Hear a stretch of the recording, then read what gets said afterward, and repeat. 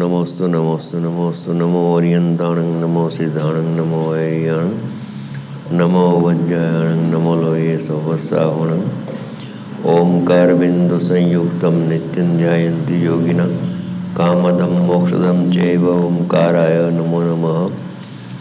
मंगलम भगवान वीरो मंगलम गौतमो गणि मंगलम कुंद कुंदार्यो जन धर्मोस्तु मंगलम सर्वमंगल मांगल्यम सर्वकल्याणकारकम प्रधानम सर्वधर्माणां जैनम जतु शासनम नमः समयिसाराय स्वानुभूत्या चकाशते चित्स्वभावाय भावाय सर्वभावान्तर्चिते।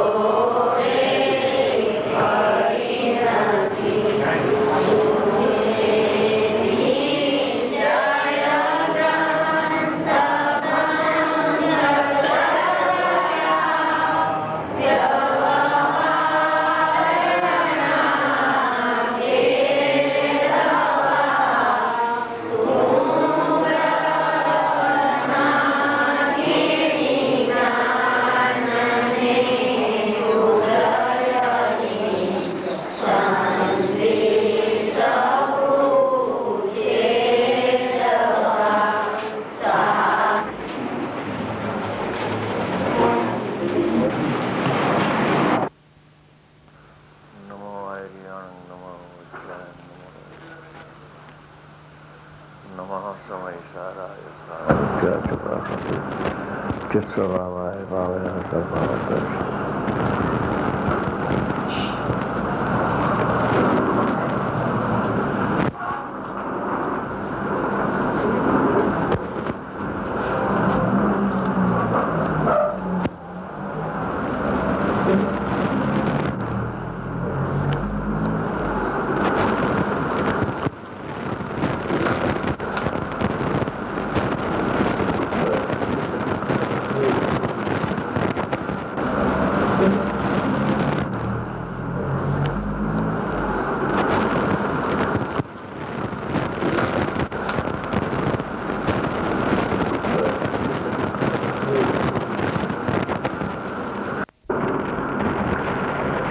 दस लक्षण पर्वनो आजे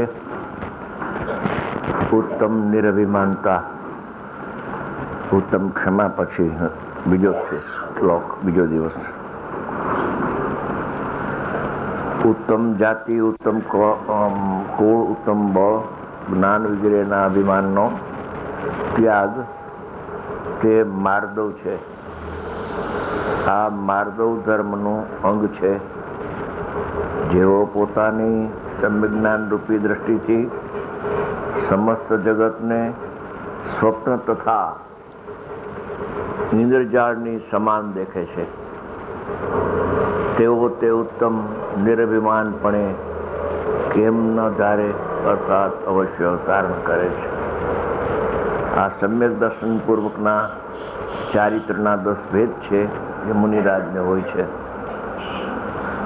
હવે આપણે સમ્યક દર્શન કેમ પ્રગટ થાય ચારિત્ર પહેલાં જે ગુરુદેવની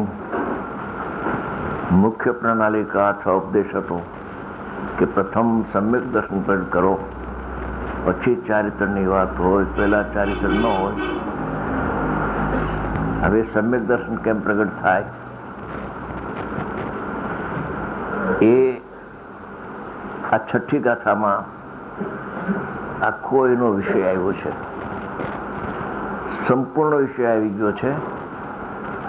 આ છઠ્ઠી ગાથાનો વિસ્તાર, એનું નામ 415 ગાથા છે. આ સંક્ષેપમાં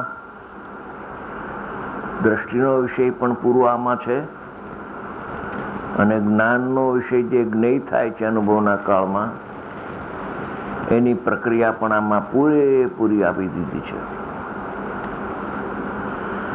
હવે અનાદિકાળથી જીવને વ્યવહારનો પક્ષ છે.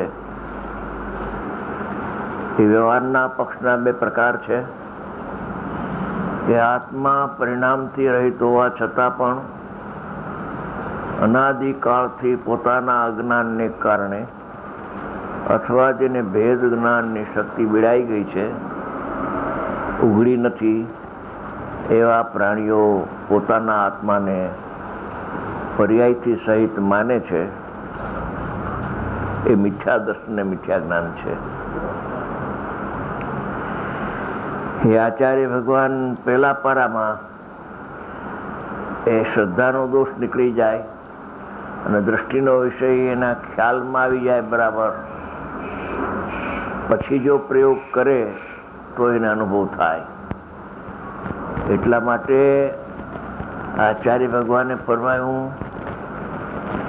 કે આ જ્ઞાયક ભાવ છે, તે જ્ઞાયક ભાવમાં શુદ્ધાત્મ તત્વમાં,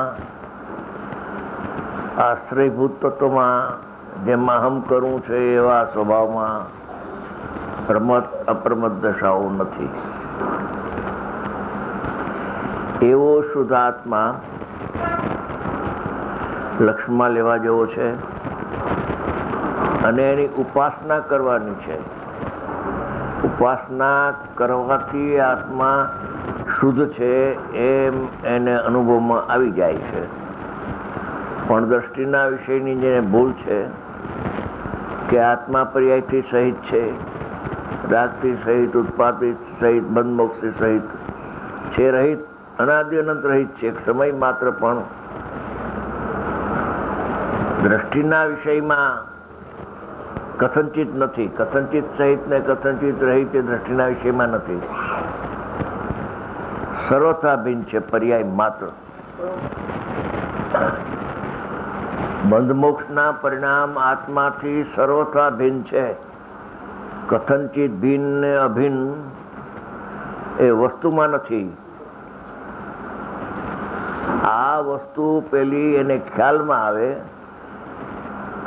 જે આજ 45 વર્ષ સુધી જે ઉપદેશ આપ્યો ગુરુદેવ, એ ઉપદેશની મુખ્ય ધ્વનિ આ હતી કે તું તારા આત્માને પરિણામથી ભિન્ન જાણ.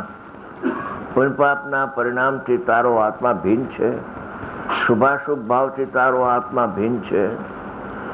નવ તત્વના ભેદમાં સંવર નિજરાને મોક્ષ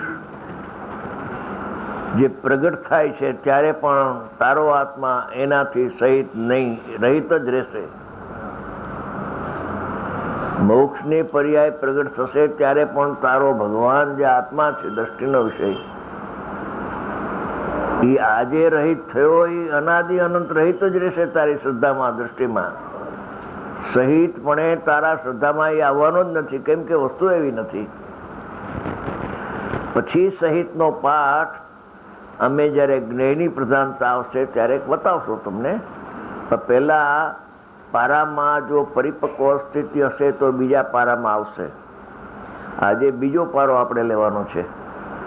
જ્ઞાકાર અવસ્થામાં જ્ઞાયક ગણાય છે, એ બીજો પારો આજ લેવાનો છે. એટલે પહેલો પારો પરિપક્વ થઈ ગયો હોય તો જ આ બીજા પારાનું રહસ્ય અને ખ્યાલમાં આવશે અને એ પ્રયોગ કરશે તો સફળ થશે. બાકી 4-4, 6-6, 8-8 કલાક ધ્યાનમાં બેસશે તો ધ્યેયની ભૂલ છે, તો ધ્યાનની ભૂલ છે. ધ્યાનની ધ્યેયના સ્પષ્ટ જ્ઞાન વિના કદી પણ ધર્મ ધ્યાન પ્રગટ થઈ શકતું નથી. એટલે પેલી ધ્યેયની ભૂલ કાઢવાની જરૂર બહુ છે, અને એના ઉપર ગુરુદેવે ખૂબ વજન આપીને આપણને ખૂબ સમજાવ્યા છે. હવે કેટલાક જીવોને એ શ્રદ્ધાનો વિષય બેસી ગયા પછી પણ એને અનુભવ થતો નથી. એક પડખું લગભગ જ્યાં સુધી એની બુદ્ધિ પહોંચે છે ત્યાં સુધી ચોખ્ખું થયું છે, અનુભવ થયો નથી હજી. છે એ વ્યવહારથી કહ્યું છે. આ વ્યવહારના વાક્યમાંથી તને જો નિશ્ચય કાઢતા આવડે તો તારું કામ થશે, નકર સપર પ્રકાશકના નામે પણ તું રહી જઈશ. એટલે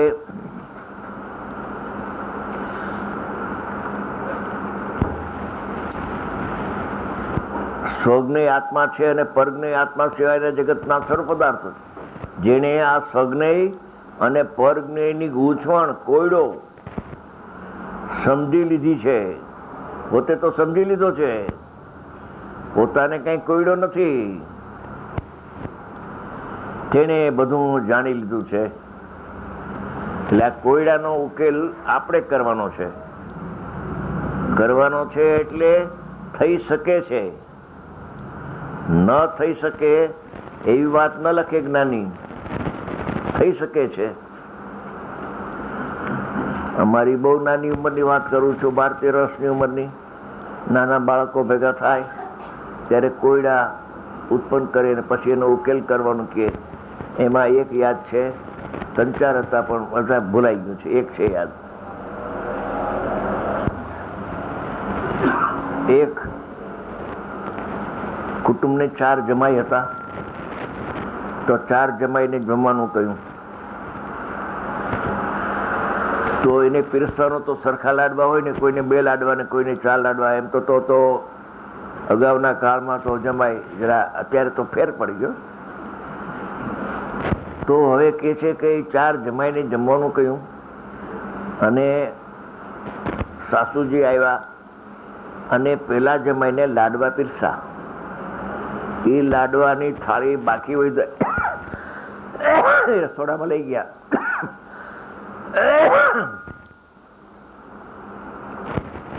અહીંયાથી ડબલ કરીને આવ્યા લાડવા, અને પેલા જમાઈને જેટલા લાડવા પીરસા એટલા જ પીરસવા જોઈએ. ઓછા વધકા તો હાલે નહીં. બીજાને એટલા પીરસા. પછી અંદરમાં જઈ 3 ગણા કરી આવ્યા. ત્રીજાને પેલા ને બીજા જેટલા પીરસા એટલા આપ્યા. બાકી બધા એના 4 ગણા કર્યા. 4 ગણા થયા લાડવા આખી થાળી એમાં. તો એ મૂળ લાડવા કેટલા અને દરેકને પીરસા કેટલા, એનું નામ કોયડો કહેવાય. એમ આ સ્વપર પ્રકાશક શક્તિ એ કોયડો છે. આ કોણ જ્ઞાની થઈ ગયા છો? આગ્રામાં બનારસીદાસ નાટક સમીક્ષાની રચના કરી,